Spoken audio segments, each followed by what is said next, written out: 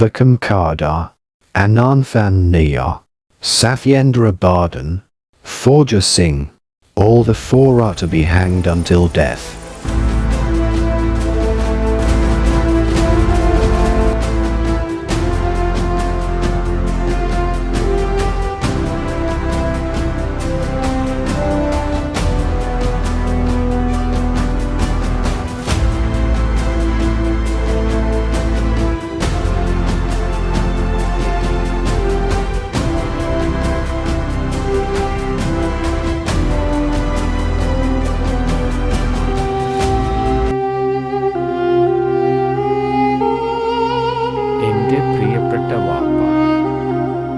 ഈയിടെ IPH പുറത്തിറക്കിയ ബലി എന്ന ജീവചരിത്ര നോവൽ കേരളത്തിൽ അങ്ങോളം ഇങ്ങോളമുള്ള വായനക്കാരെ പിടിച്ചുകുലുക്കുകയാണ്. നോവലിന് അവതാരിക എഴുതിയ മലയാളത്തിന്റെ പ്രിയ കവി റഫീഖ് അഹമ്മദ് പറയുന്നത് ഇങ്ങനെയാണ്: അവ്യാഖ്യായ ദുരിതാനുഭവങ്ങളിലൂടെ ധീരരക്തസാക്ഷികൾ നേടിത്തന്ന സ്വാതന്ത്ര്യത്തിന്റെ നെടുംതൂണുകൾ ഓരോന്നായി ഇരുട്ടിന്റെ ശക്തികൾ തുരന്നുകൊണ്ടിരിക്കുന്ന ഈ ദശാസന്ധിയിൽ ഈ പുസ്തകം ഒരു നോവലോ ജീവചരിത്രമോ എന്നതിനപ്പുറം ഒരു രാഷ്ട്രീയ പ്രതിരോധായുധം കൂടിയായി മാറുന്നു. ചരിത്രം ചിലപ്പോൾ അബോധരൂപത്തിൽ വ്യക്തികളെ ചില കർമ്മങ്ങൾക്ക് നിയോഗിക്കാറുണ്ട്. PMA ഖദർ അവിധം നിയുക്തനായ ഒരു എഴുത്തുകാരനാണ്. യൗവനത്തിന്റെ അസുലഭ വസന്ത സൗഭാഗ്യങ്ങൾ ത്യജിച്ച് സമരത്തിന്റെ തീച്ചൂളയിലേക്ക് സ്വയം സമർപ്പിതനായ വക്കം ഖാദറിന്റെ കണ്ണീരും ചോരയും പുരണ്ട ജീവിതാക്ഷരങ്ങൾ അത്ര എളുപ്പം വായിക്കാൻ കഴിയാത്ത വിധം നോവലിസ്റ്റ് സമൂഹ മനസ്സിൽ കൊത്തിയിടുന്നു. ഈ നോവലിന്റെ പ്രത്യേകതകൾ ഇതൊക്കെയാണ്: നോവലിന് ആവശ്യമായ വൈകാരിക തീക്ഷ്ണത, അതേസമയം ചരിത്ര സംഭവങ്ങളുടെ ആഖ്യാന ഭദ്രത, ചെറുപ്പമായിരുന്നുവെങ്കിലും ദൈവജ്ഞാനിയായിരുന്ന കഥാപുരുഷന്റെ ദാർശനിക മനോവ്യാപാരങ്ങൾ ഒപ്പിയെടുക്കുന്ന ഉജ്ജ്വലമായ പദസഞ്ചയനം, ഭാവഗാന സമാനമായ കഥാകഥനം, കാൽപ്പനികതയുടെ മനോഹര നടനം, അനുഭവങ്ങളുടെ വർണ്ണമുത്തുകൾ കോർത്തെടുക്കുന്ന വെള്ളിനൂലിനാൽ വിശുദ്ധമായ ഒരു പ്രണയ കഥാബന്ധനം, സർഗ ശില്പകർമ്മവും ബോധനധർമ്മവും ഇഴചേരുന്ന രചനാ കൗതുകം, ബ്രിട്ടീഷുകാർ തൂക്കിലേറ്റിയ സ്വാതന്ത്ര്യ സമര സേനാനി വക്കം ഖാദറിന്റെ ജീവിതകഥ ഇതിനേക്കാൾ ഹൃദയസ്പർശിയായി പറയുക അസാധ്യം. മനോഹരമായ ഈ ആഖ്യായികയുടെ രചയിതാവ് ബഹുമാന്യനായ PMA ഖാദർ നമ്മോടൊപ്പം ഒരു ഹ്രസ്വ അഭിമുഖത്തിനായി ചേരുകയാണ്. മലയാളത്തിലും ഇംഗ്ലീഷിലും അറബിയിലും രചനകൾ നിർവഹിച്ചിട്ടുള്ള അദ്ദേഹത്തോട് നമുക്ക് ഈ നോവലിന്റെ രചനാ പശ്ചാത്തലത്തെക്കുറിച്ച് അന്വേഷിച്ചറിയാം. പെൻഗ്വിൻ പോഡ്കാസ്റ്റിന്റെ ഈ ആദ്യ എപ്പിസോഡിലേക്ക് സ്വാഗതം. ബലി എന്ന താങ്കളുടെ ഈ ജീവചരിത്ര നോവലിനെ കുറിച്ച് ഏതാനും ചില ചോദ്യങ്ങൾ. ആദ്യമായിട്ട്, ആരായിരുന്നു വക്കം അബ്ദുൽ ഖാദർ? വക്കം മുഹമ്മദ് അബ്ദുൽ ഖാദർ എന്ന പേരിൽ പ്രശസ്തരായ 3 വ്യക്തികളുണ്ട്. ഒന്ന്, വക്കം മുഹമ്മദ് അബ്ദുൽ ഖാദർ മൗലവി. അദ്ദേഹം നവോത്ഥാന നായകനും പണ്ഡിതനുമായിരുന്നു. രണ്ടാമത്, വക്കം മുഹമ്മദ് അബ്ദുൽ ഖാദർ മൗലവിയുടെ മകൻ തന്നെയായ വക്കം മുഹമ്മദ് അബ്ദുൽ ഖാദർ. അദ്ദേഹം ചരിത്രകാരനും പണ്ഡിതനുമായിരുന്നു.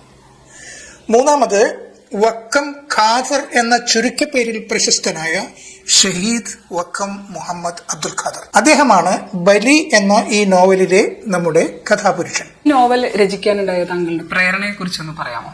വക്കം ഖാദറിന്റെ ജീവിതവും മരണവും നൽകുന്ന അതിമഹത്തായ സന്ദേശം ഹൃദ്യമായ രീതിയിൽ വായനക്കാരിൽ എത്തിക്കുക എന്നതായിരുന്നു എൻ്റെ പ്രധാനമായ പ്രേരണ. ഇന്ത്യയുടെ സ്വാതന്ത്ര്യത്തിനു വേണ്ടി രക്തസാക്ഷിത്വം വരിച്ച ധാരാളം പേരുണ്ട്.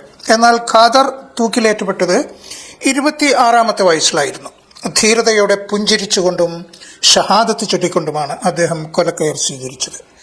മരണത്തിന് വെറും 6 മണിക്കൂറുകൾക്ക് മുമ്പ് അദ്ദേഹം സ്വന്തം പിതാവിനെഴുതിയ കത്ത് കരഞ്ഞുകൊണ്ടല്ലാതെ ആർക്കും വായിക്കാനാവില്ല. രണ്ടാമതായി, ചരിത്രത്തിന്റെ ഈ അധ്യായത്തിന് ഒരുപാട് പ്രത്യേകതകളുണ്ട്. ഹിന്ദു, മുസ്ലിം, സിഖ് എന്നീ 3 വിശ്വധർമ്മങ്ങളുടെ അനുയായികളെ ഒരുമിച്ച് ഒരേ കൊലമരച്ചുവട്ടിൽ തൂക്കിക്കൊന്ന മറ്റൊരു സന്ദർഭം സ്വാതന്ത്ര്യ സമരങ്ങളുടെ ചരിത്രത്തിൽ ഇന്ത്യയിൽ എന്ന് മാത്രമല്ല ലോകത്തെവിടെയും ഇല്ല.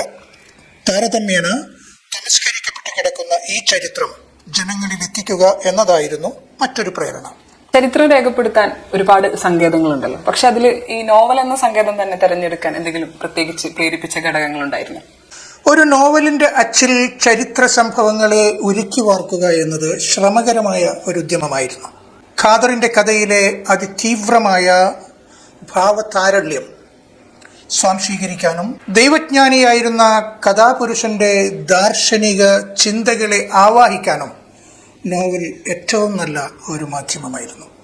അതുകൊണ്ടാണ് നോവൽ എന്ന മാധ്യമം സ്വീകരിച്ചത്. ഈ നോവല് യുവാക്കൾക്കുള്ള നോവലാണെന്ന് വായനക്കാർ പറയുന്നുണ്ട്. എന്താണ് അതിന്റെ കാരണം?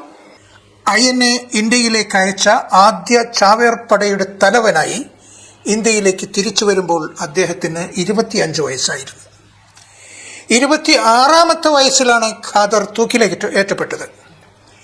യുവത്വത്തിന്റെ ആരംഭത്തിലായിരുന്നു ഷഹീദ് ഖാദർ രക്തസാക്ഷിത്വം വഹിച്ചത്. അതുകൊണ്ടാണ് ഈ നോവൽ യുവാക്കൾക്കുള്ള നോവലാണെന്ന് വായനക്കാരിൽ. വലിയൊരു ജീവചരിത്ര നോവലാണ്.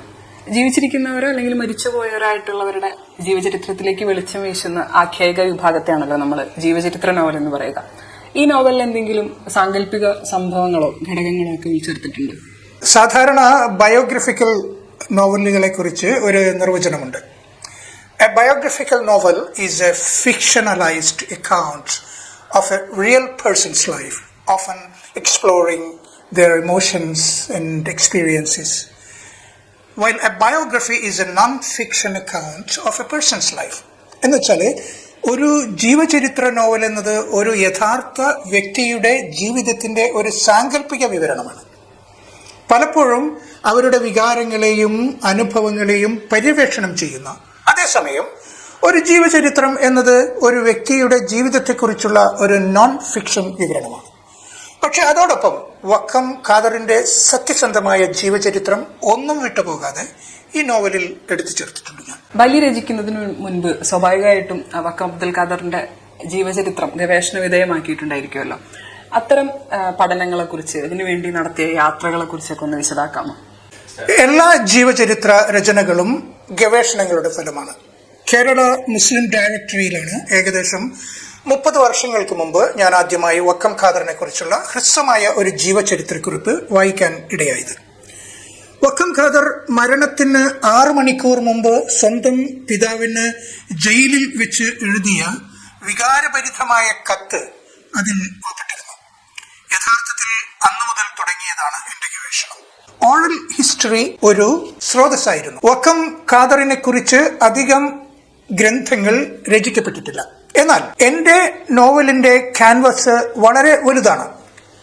നോവൽ വായിക്കുന്ന എല്ലാവർക്കും അത് മനസ്സിലാകും. അതിനാൽ വക്കം ഖാദറിനെ കുറിച്ച് മാത്രമല്ല, ഗാന്ധിജി ഉൾപ്പെടെ അദ്ദേഹത്തിന്റെ ജീവിതകാലത്ത് ജീവിച്ചിരുന്ന മറ്റനേകം വ്യക്തികളുടെ ചരിത്രം കൂടി ഞാൻ വായിച്ചു തീർത്തിട്ടുണ്ട്, അവരുടെ സ്വഭാവ പഠനത്തിന് വേണ്ടിയിട്ട്. ആ കാലഘട്ടത്തിലെ ജീവിത സന്ദർഭങ്ങളും ഖാദറുമായുള്ള പാരസ്പര്യം പഠിക്കുന്നതിന് വേണ്ടി ഈ പഠനം എനിക്ക് ആവശ്യമായി വന്നിട്ടുണ്ട്. അന്നത്തെ viceroy, chief of military staff, Maharaja Shri Chithira Thirunal, Diwan sir CP, സഖാവ് കൃഷ്ണപിള്ള, താണുപിള്ള തുടങ്ങിയ ചരിത്ര വ്യക്തികളെക്കുറിച്ച് പരന്ന വായനയും ഇതിൽ ഉൾപ്പെടുന്നു. ഇന്ന് എന്റെ സുഹൃത്ത് വലയത്തിൽ വളരെ പ്രധാനപ്പെട്ട ഒരു വ്യക്തിയുണ്ട്. വക്കം ഖാദറിന്റെ ജീവിച്ചിരിക്കുന്ന ഏറ്റവും അടുത്ത രക്തബന്ധു, വക്കം ഖാദറിന്റെ ഇളയ സഹോദരൻ അബ്ദുറഹീം. അബ്ദുറഹീം ഈ നോവലിൽ കഥാപാത്രമാണ്.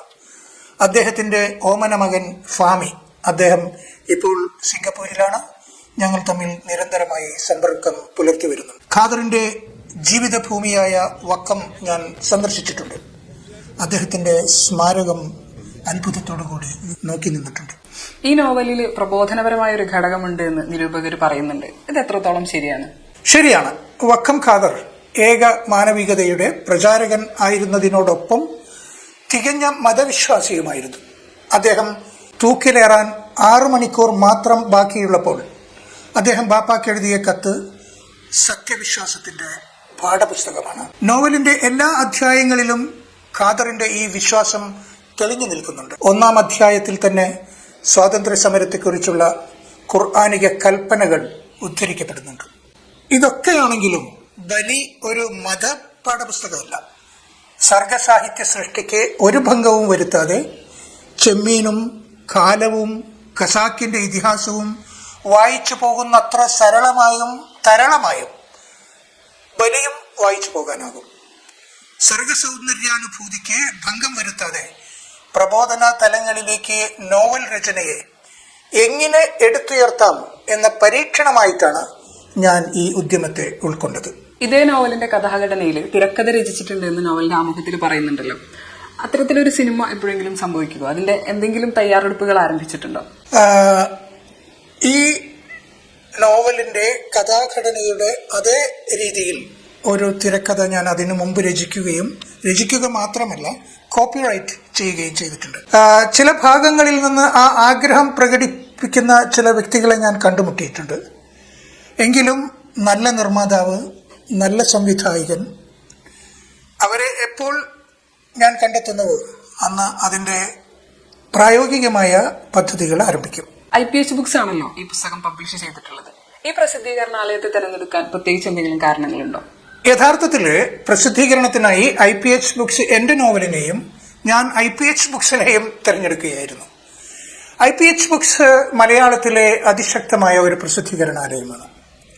1000-ലധികം ശീർഷകങ്ങൾ ഇതിനകം തന്നെ IPH ബുക്സ് പ്രസിദ്ധീകരിച്ചിട്ടുണ്ട്.